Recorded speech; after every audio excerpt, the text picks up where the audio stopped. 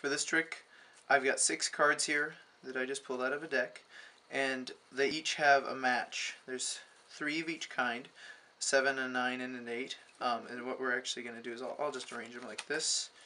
Okay, there we go. Okay. Okay, there. That's what I was thinking. And the idea is that I'm going to give you 3, and I'm going to do 3, and this is kind of a mentalism type trick. Okay, so we're going to put each one here. Okay, and then I'm going to get these 3. Does that make sense? Mm-hmm. What I want you to do is I want you to just think in your mind of any word in the English language. Okay, you can think of it in another language, but it'd be easier for me if you thought of something in English. You got one? Just think about it. Don't say it out loud. You thinking about it? No. No, you got to lock one in your brain right now. Okay. Got it? Mm-hmm. Thinking of it? Sweet. I'm going to write down my word. Okay. Okay, I think we're going to go with that. Can it be 3 letters or more? It doesn't matter. Now you just write it down there, so you can't change your mind. You already made up your mind. Can I just write it big letters so I can see it. Okay. May.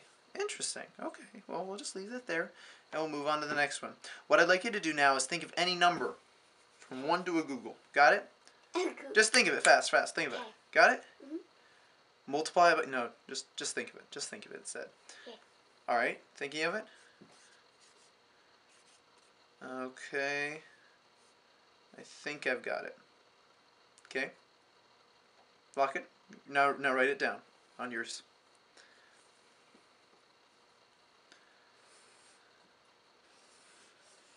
Perfect. 10. Okay.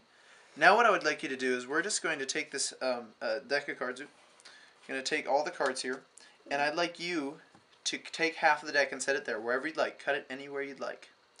Okay? And I'm just going to set that back up here, okay, where we can see it. And I'm going to save the spot.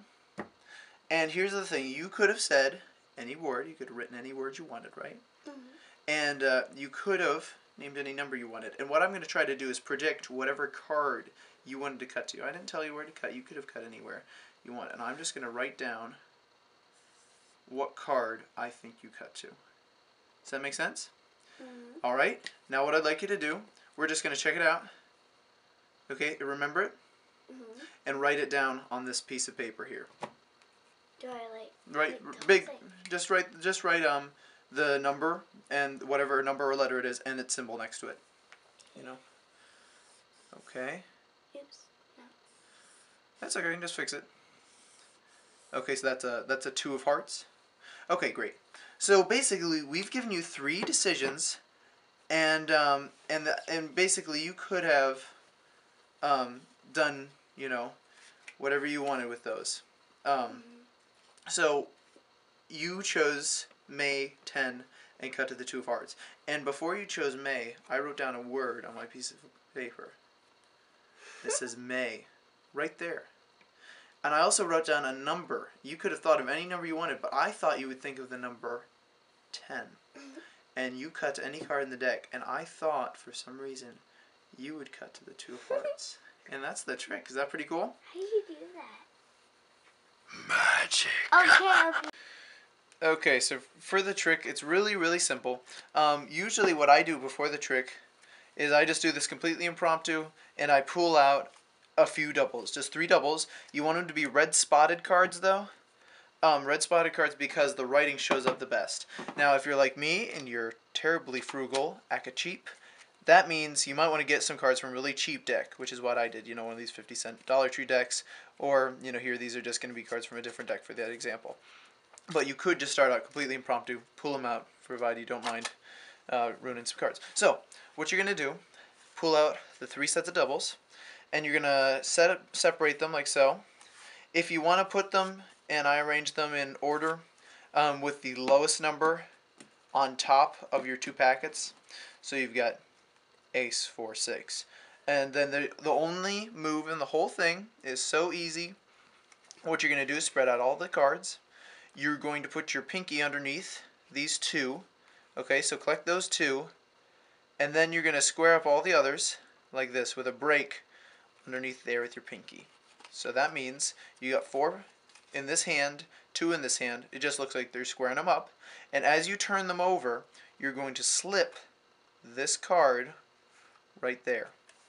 Now basically what that does is separates the 2 packets like this. Okay, not too much different, just 1 card different. Okay, you could even, if you just wanted to have them spread, you could turn them over like this. You would probably get away with it. So that's all you need to do is move this 6 into that position. If you wanted to, you could separate both of the packets and hand them theirs, and then you could do a Herman pass and send these 2 to the bottom like that, if you wanted to do something like that. But this is a really simple way. So they think all the numbers are in order. What you're actually doing is putting them out of order. Then what you need to do is start with this where they're in order, okay, and set them down, and you're going to turn them over onto the table. Now, what you're going to also do is one other move. You have the ace here, and just to get that across that you're putting the same one down, you're going to do a double lift. So this is 2 cards. You can even just do a count like that, okay? You could even count this next one if you wanted to, but basically all I do is 1 double lift, put the indifferent card down, and then put these other ones on top. So, this is how the trick works. The only one you know in advance for all of these is what card they're going to choose. You're using a simple force. We'll go over that in a bit. All you need to know is 2 of diamonds. So, let's just use these for our little cards, okay? So, we're going to arrange them. We're going to do our little swipe, okay? And we have 1, 2, and 3 on the table. And right now, I've got mine arranged so that when they're down, these cards are 3, 1, and 2. All I need to know is 3. That's this one, because we're going to force that card. So I write down what card we're going to force, and you want that at the bottom of your deck. Now, if you pulled out the cards at the beginning, you can just take whatever card that is on the bottom. It doesn't really matter. But this one, I know it's going to be 2 of diamonds. They don't know what I wrote. They assume, because what I say is, hey, think of any word, right? I say think of a word, and they think if I'm predicting something, I'm predicting what word they're thinking of. In fact, I'm writing down 2 diamonds no matter what they're thinking of. Then they're going to write in a word, okay? They write in word, and then I can see it. Now I know what word they chose, okay? But I have this prediction written down for 3. So what I do is I copy their word, and I say think of a number. They think I'm writing down the number, okay? But what I'm actually doing is I'm just copying whatever word I saw them write. That's what I thought. Okay, oh yeah. Chloe's never been fooled in all her life. Never. And then I say that think of a number. They write down the ultimate answer. And I say, okay, now I want you to cut to any card. I'm going to predict the card. You can predict it before or after the cut. It really doesn't matter. They think they're going to write down the card. You're actually writing down the number. Most of the hard work is done. They are going to cut to any card, and this is how the force works. Have them cut to any spot. This is the first force you probably learned if you've done much magic. You set it down like right here. Okay, so what's happened is this is the bottom card. All they've done is cut the top here, and you've just marked it, and you've marked the bottom card. So really, this should be the card they cut to, but you say, let's mark the spot. What I always do here, I always do this, is I go over what happened. You'll see when I perform it. Okay, let's think about it. You had a free choice here, you had a free choice here, you had a free choice here. That's really all the time it takes. You just need a moment to say, look what happened. It's just going to throw them off a little bit, because if they cut and say, okay, that's your spot, they're going to think, wait, I just cut that. That's the bottom card. Oh, so you put that on that. So this is actually, yeah, so you doesn't matter where you cut. I just set the bottom card right there. And say I'm marking the spot. So yeah, so it's just, you can do it with the top card if you'd like, or the bottom. But if you get your key card earlier, then you know what the bottom card is. Yeah, so cool. That's all you do, and then you say, okay, write down that card. And you can either turn it over, which then it doesn't really make much sense. For some reason, people think it's good to think that their card is secret, so I just show them the card, and they write it down, okay? Instead of just turning it over. Then the packs aside, now all you need to do is realign these. Now pretty much, you could just scoop them up and sort them, and you could look at your cards and you go. But what I usually do is if you can, when you slide them in, just slide the middle one on top of this one, okay? And then just slide this one under the other ones. And you're all set up. So the middle goes here, and this one goes under, and you're back in order for when you set them down, because you want them to be in order when you set them down.